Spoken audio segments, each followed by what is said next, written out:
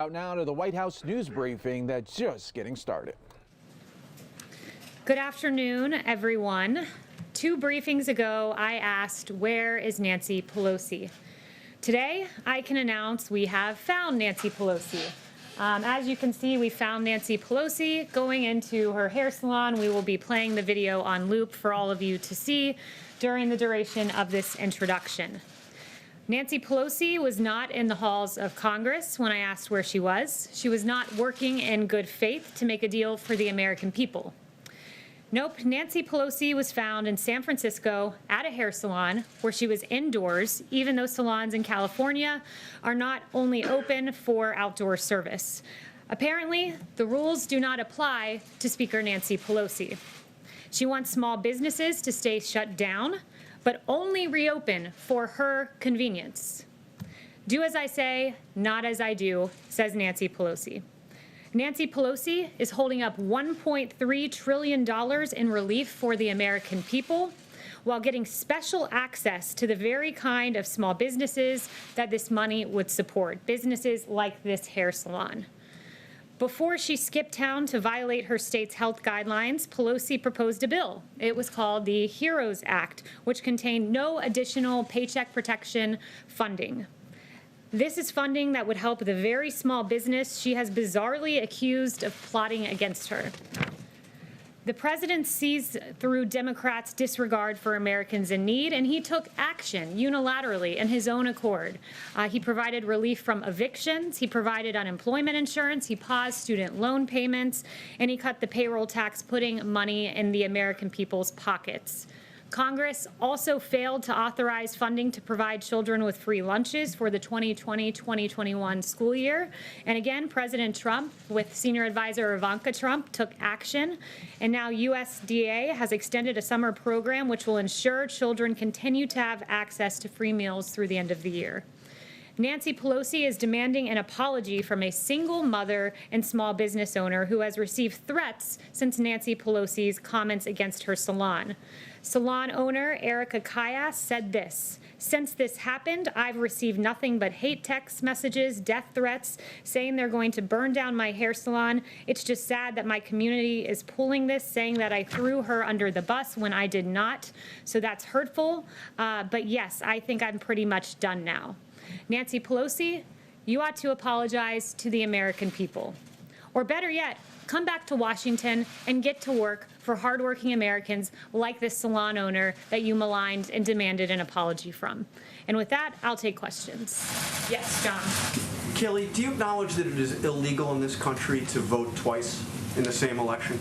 Are you referring to the president's comments earlier today? I'm just asking you a basic yes or no question. Do you believe it is illegal to vote twice in this country? The president does not condone unlawful voting. The president's been very clear about this. I'm once again not surprised the media is taking the president out of context. Do you recall what the president said on this matter specifically? I have it right here. Sure. Okay, maybe you should read it out for me then. Okay, so the president said that you should go to your poll, you should vote early, by mail, and then you should go either early voting or day of and try to vote again.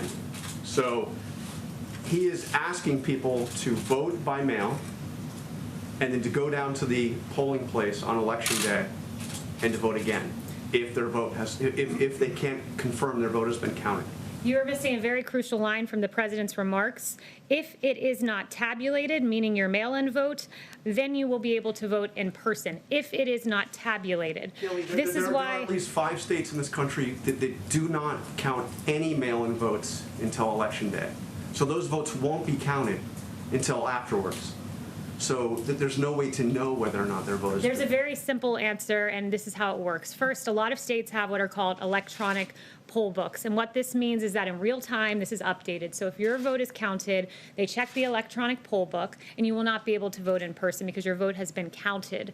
There's a secondary situation, so those who do not have electronic poll books, every single state in the country, you can cast a provisional ballot, and that is a ballot that is there, and if your your vote that you have not mailed in is not counted, they will then count the provisional ballot. And that is exactly what the president's referring to. But what Democrats are doing is saying this: we want an entire new system for voting, one subject to fraud. Don't take it from me, take it from Jimmy Carter, who said in 2005, as part of a bipartisan commission, absentee ballots remain the largest source of potential voter fraud. So what Democrats want you to do is say, trust us, but don't verify. Don't verify that your vote's been counted. This president's trying to enfranchise Americans, which is exactly what he's been saying. He wants every American to have a vote because he understands what Jimmy Carter understood and what so many of us understood until the president started putting the focus on mail-in voting, and that was this, that it is subject to fraud. Every vote should count, and every American should verify that their vote is counted by going to their polling location. What do you say to the executive John. director of the North Carolina Board of Electors who says that this would create a big problem on election day? What I would say is that the president has laid it out very clearly. You should verify your vote. And not only that, I would point them to the fact that in 2016, before we tried this entire new system of mass mail-out voting, 319,000 votes were not counted that were cast by mail. 319,000 in an election that came down really to 80,000 votes in Pennsylvania, Wisconsin, and Michigan. That's untenable, and hundreds of thousands more will not be counted with the Democrats' fraudulent mass mail-out voting system. The president wants enfranchisement, plain and simple. John. Can I ask you a process and jurisdiction question? The president signed a memorandum last night directing federal agencies to look at funds that might be withheld to cities that do not do enough to restore law and order. By what authority does the president believe he can do that? Yeah, the president believes that what we should do, that the purpose of government is to protect life, liberty, and property. That is the purpose of the federal government, and it's imperative that the federal government review the use of funds by jurisdiction. So what this does, this memo, it really does three things. One, it asks federal agencies to detail all federal funds that are being provided to Seattle, Portland, New York City, and Washington, D.C. Secondly, within 14 days, the Attorney General will develop a list of anarchist jurisdictions of lawlessness zones that are permitting violence and destruction of property. And then within 30 days, the White House Budget Director will issue guidance to the heads of agencies on restricting eligibility of or otherwise disfavoring to the maximum extent possible by law anarchist jurisdictions in the receipt of federal grants. And South Carolina v. Dole did note that you can withhold funding so long as it pertains to the federal program pertains to what you're trying to incentivize. So we believe here, when you look at New York, a 177% increase in shootings, in Seattle, where there was a lawless chop zone where 2 died, in Portland, where you've seen 140 officers injured. This is a dereliction of duty. And if the states will not act in their police power and secure their streets, this president will use every lawful mechanism available to him to try to supplement their failures. And in some cases, that's meant federal officers in Minneapolis and Kenosha, where we've been invited. This is yet another attempt to make sure no more children like Legend Taliaferro die on our streets. These are congressionally appropriated funds. I expect that you would expect there to be immediate legal action taken. Letitia James, the Attorney General for the state of New York, warned a few minutes ago that if you try to withhold any funds, she will immediately slap you with a lawsuit. Well, she's free to do that. We believe that what we will do will be lawful within the bounds of the law, and we encourage states to act and cities to act in the way that Kenosha and Minneapolis did. Although, be it delayed a little bit there, they finally stepped up and asked for federal support, and they got it because too many Americans are dying on our streets, too many businesses being burned to the ground. That's not the American way by a long shot. Okay, Yes. just to follow up on that, the president, as we know, tried to withhold federal money from sanctuary cities, and he lost, as per the courts. So why isn't this also doomed to fail? I'm not going to get ahead of exactly what the final product will look like. Again, I just walked you through. There's a 14-day timeline for the DOJ, and then a 30-day timeline for Office of Management and Budget. But we believe that we are on the right here. Let me do a couple follow-ups, if I can. So in May, the president said the U.S. will be designated Antifa as a terrorist organization. Yes or no? Did the president do that? What the DOJ said is that they would be looking at Antifa-related charges in the lens of domestic So to terrorism. be clear, they did not designate Antifa, though. To be clear, they will be pursuing domestic terrorism charges against Antifa individuals, anarchists who are wreaking havoc across our country, and who the suspect, at least in Portland, killed an innocent man out in Portland just over the weekend. Right, for sure. And then but they didn't declare him a terrorist organization, as they said, They as he will said they would. be pursuing domestic terror charges. In 2017, You're noting a distinction without a difference. In 2017, he threatened to withhold federal funds from UC Berkeley if they did not allow free speech. Has he done that? I'll follow up with you on that. I guess the question is, the president makes a lot of threats, knowing that he's not going to follow through or that they're not legal.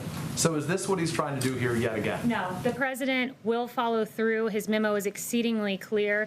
We are pursuing every avenue within the federal government to take care of the American people. When you have a 1-year-old being killed in New York, when you have a little beautiful girl in Atlanta named Sequoia Turner who lost her life, yes, this federal government will do everything within our lawful power. And yes, the president is serious about this. Can I follow up with one last one if I can? On Walter Reed, the president in November said he went to Walter Reed to begin his physical. He said he was there this week. He said he was there to complete his physical. In fact, your predecessor said the same back then, that it was to begin it. So which one was it when the president went to Walter Reed? The president did his physical in 2 parts. These are very extensive when you're doing a presidential physical, and he used the 2 visits to Walter Reed to complete the physical in 2 stops. Again, the media is engaging in conspiracy theories about the president's health. No, just to be clear, Kayleigh, you said he did it in 2 stops, Yes. but he said he completed it. This week he said he was there to Yes. complete it. You're saying that's not true. So his statement this Yes, week... next question. I'm not engaging in conspiracy theories anymore. It's not a Yes. conspiracy theory. I'm just asking if he was correct. Go I don't ahead. want to lose... Please, no, go ahead. Senator Schumer came out with a statement today saying that too much of the evidence points to the Trump administration pressuring the FDA to approve a vaccine by Election Day to boost his re-election prospects. Can you assure the American people that if a vaccine does come out before Election Day, is approved before Election Day, that it is safe and effective? And can you address his assertions that you are pressuring the FDA to come up with the vaccine before Election Day? No one is pressuring the FDA to do anything. This is, again, a bizarre theory spun up by CNN, among others. Let me note that the FDA, you had Dr. Han who said this, I can assure you 100% that the president has never pressured me to make a decision regarding any regulatory aspect of the FDA's work. He said that just a few months ago. It is absolutely the case. You had Secretary Azar saying this morning about the vaccine, whether it's October 15th or November 1st or November 15th, this is all about saving lives. You've had Dr. Fauci say, we in fact briefed the president today. This was a few weeks ago about this in the Oval Office. I was there for that briefing. And Dr. Fauci said there is no political pressure that I have seen at all to move quickly.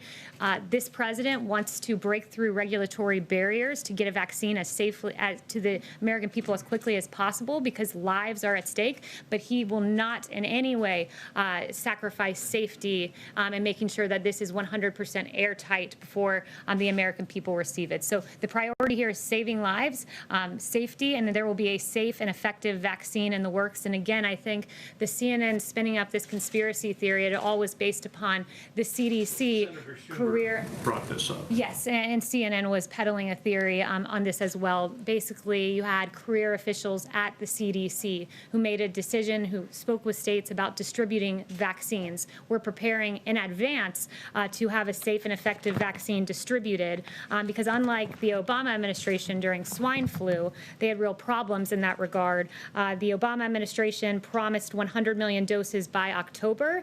They then reduced that number to 40 million for the swine flu by mid-October when demand for a vaccine was at its highest. Supply fell dramatically short with as few as 11 million doses on hand. You even had their CDC director saying, we are nowhere near where we thought we'd be by now. We are not near where vaccine manufacturers predicted we would be. We share the frustration of the people who have waited online or called a number or checked a website and haven't been able to find a place to get vaccinated. Unlike the Obama-Biden administration, we make plans in advance. It's why we have contracts for 100 million of vaccine production in advance, and it's why CDC career officials have worked with all 50 states to make sure that we can distribute this vaccine. We do our homework in advance, unlike Obama, Biden. One, Kayleigh, just Yes. one other one. So former Vice President Joe Biden said on Alexei Navalny's poisoning that the mode of attack leaves no doubt as to where the responsibility lies, the Russian state. Does the president agree with that assessment? And has he made his voice known to the Russian government on this issue? So we're deeply troubled by the results released yesterday. Alexei Navalny's poisoning is completely reprehensible. Russia has used chemical nerve agents in the past, and we're working with our allies and the international community to hold those in Russia accountable wherever the evidence leads and restrict funds for their malign activities. The Russian people have a right to express their views peacefully without fear of retribution of any kind, and certainly not with chemical agents. And no one has been tougher on the Russian government than this president. Yes. Thanks, Kayleigh. On TikTok, the president said that that ban is going to take effect on September 15th if the deal is not agreed to. What will that look like? Is Google and Apple going to have to delete that app from their app stores? Are people going to have to delete it off their phones? Tell us what will happen on September 15th if there's no deal. I'm not going to get ahead of announcing those plans on September 15th. I know you had some questions on the timing of everything, and I told the Commerce Department to be expecting your call because they can walk you through. Had questions about the 45-day time frame, so I did get some clarity for you on that. If you follow up with me, we can get you in touch with the Commerce Department. Okay. Yeah, Kayleigh, I just wanted to ask you about the investigation. There's a couple of contracts that were awarded that Peter Navarro was involved with. One, there's some investigation going on in terms of the Kodak, the money that went to Kodak to allow them to develop pharmaceuticals. There are other contracts now for ventilators that have received scrutiny. Can you give us an update on how concerned you are that maybe some of these business deals are going through too quickly, they're not getting enough scrutiny? Is there any particular finding that you can offer at this point on that? Yeah, we've made many contracts using the DPA 78 times, 30 times with regard to testing. We're very proud of what we've done. Of course, if there are new allegations with a given company, we certainly look at those and look at them closely, as we did with the Kodak situation. But we're very proud of what we've done. We were met with an unprecedented challenge, a novel coronavirus that came to our shores from China. And we are very proud that our contracts have enabled us to have a very large and growing stockpile. In fact, we've rapidly increased the amount of N95s on hand to more than 60 million. We're on track to have 10 times more than pre-pandemic levels by the fall. Significantly surged the number of gowns on hand to more than 27 million. And we have tremendous level of ventilators on hand at 109,000, and we will have tens of thousands more by the fall. So the contracts we've made have enabled these numbers, among others. I'm not even getting into therapeutics like remdesivir, but of course, if there's ever allegation, we take it seriously and look at it as we did with Kodak. Confirm how many allegations of wrongdoing that you're looking at that I'm involve only aware Peter Navarro? of the one or two that you named out of the many, many contracts that we've had. Yes. Thanks, Kayleigh. The herd immunity strategy for the pandemic has been called dangerous by some experts, and I'm wondering if President Trump has formed an opinion on this concept, and if he thinks that that is an achievable goal. Yeah, the herd immunity so-called theory was something made up in the fanciful minds of the media. That was never something that was ever considered here at the White House. Here at the White House, what we've done is race to get a safe and effective vaccine in record time. If we get it by the end of the year, it will far outpace Ebola, which took 14 months to get to phase 3 clinical trial, 3 years to get to completion. This will be the fastest vaccine ever for a novel pathogen. Here at the White House, we talk about therapeutics and are very proud that we've identified, we have more than 270 clinical trials, 570 in the planning stages, and successful therapeutics that we know of like dexamethasone and remdesivir. That's what we do here at the White House. The herd immunity theory, again, was something made up in the mind of the media. On the Supreme Court, the president said that he would come out with a list of candidates by September 1st. When can we expect to see that list? You will see it soon, certainly within the next few weeks, but it will be after the Labor Day weekend. Yep.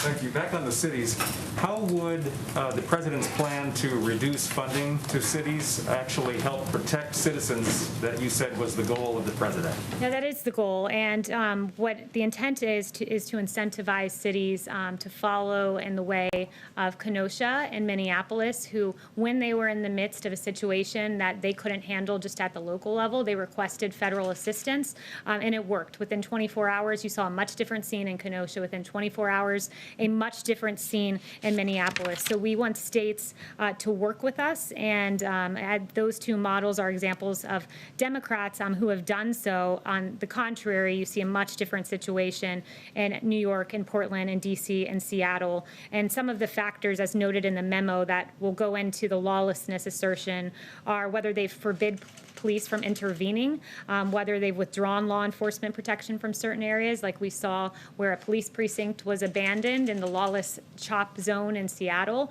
Those are the types of changes in behavior we want to see from cities, because protecting the citizenry should be their paramount concern. Thanks, Kayleigh. The government runs out of funding by the end of the month. Is the White House confident it can avoid another shutdown? And is the president open to including some of this COVID stimulus as part of a CR? I haven't talked to him about that, but we do believe that we'll be able to get funding to avoid a shutdown.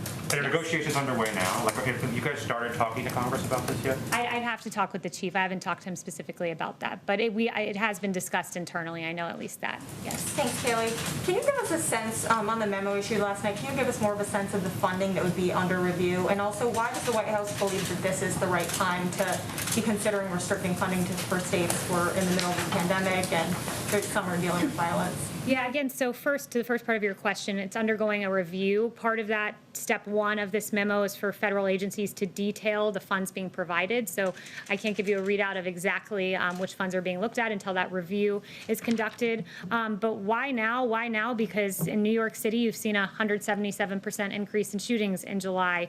Meanwhile, you have the feckless government of Mayor de Blasio and Governor Cuomo pulling $1 billion with a B from NYPD at the same time we learned that in a 28-day period, arrests were down in New York City by 62%. The looting of 450 businesses that have been damaged. In Seattle, a lawless CHOP zone where 2 died.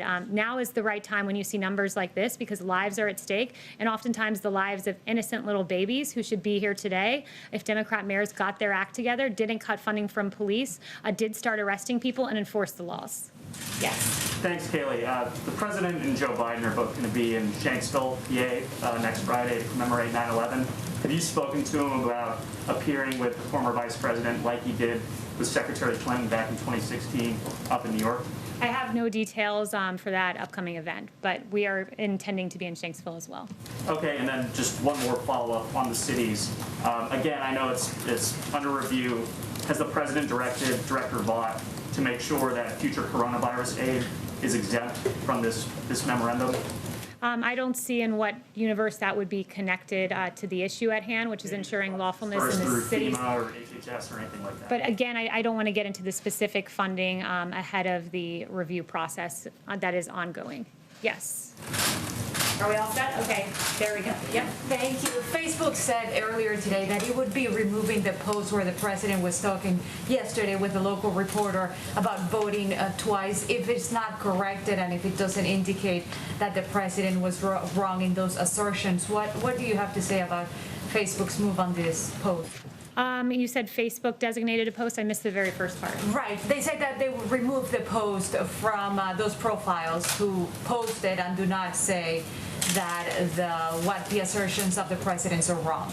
Yeah, I haven't seen the particular post you're referring to, but the president is crystal clear here that he only, again, to read that part of his quote, if your vote isn't tabulated, then you'll be able to vote in person. This is about verifying that every vote is counted, because we know voters are disenfranchised. Just in the 2020 presidential primary, for instance, there were 100,000 ballots rejected in California, mail-in ballots in New York. 1 in 5, think about that. 1 in 5 mail-in ballots were rejected, a total of 84,000 ballots rejected in New York City alone. And we know the thin margins by which elections are decided. And we also know that, as research has shown, young Black and Hispanic voters are more likely to have their mail-in ballots rejected. That's according to a Washington Post article. So the president wants enfranchisement, not disenfranchisement. That's his goal with the comments that he made yesterday. If I may ask another one on immigration, please. Okay. The president had said that he would be issuing another order in September. Do you have any more information on that, when he may be issuing that immigration order? Yeah, no updates on a forthcoming immigration. Thank you, Kayleigh.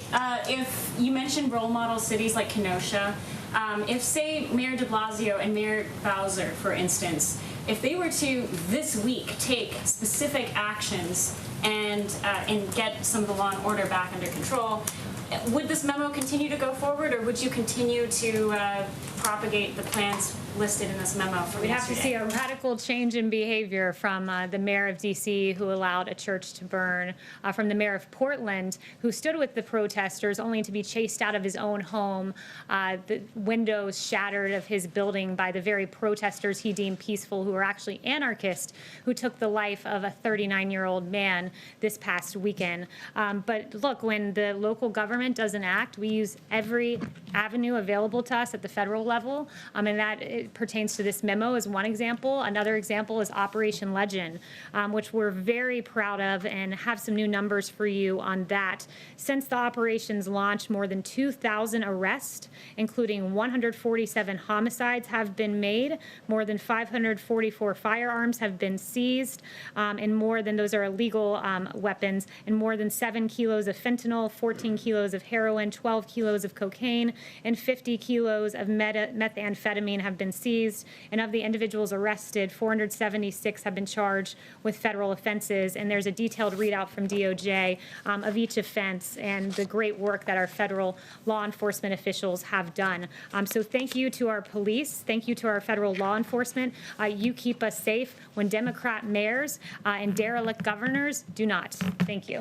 Can you say something about airlines? Voting twice, knowingly voting twice is a crime. Why is he telling people? And there you go. The media trying to get that last question in, or maybe even a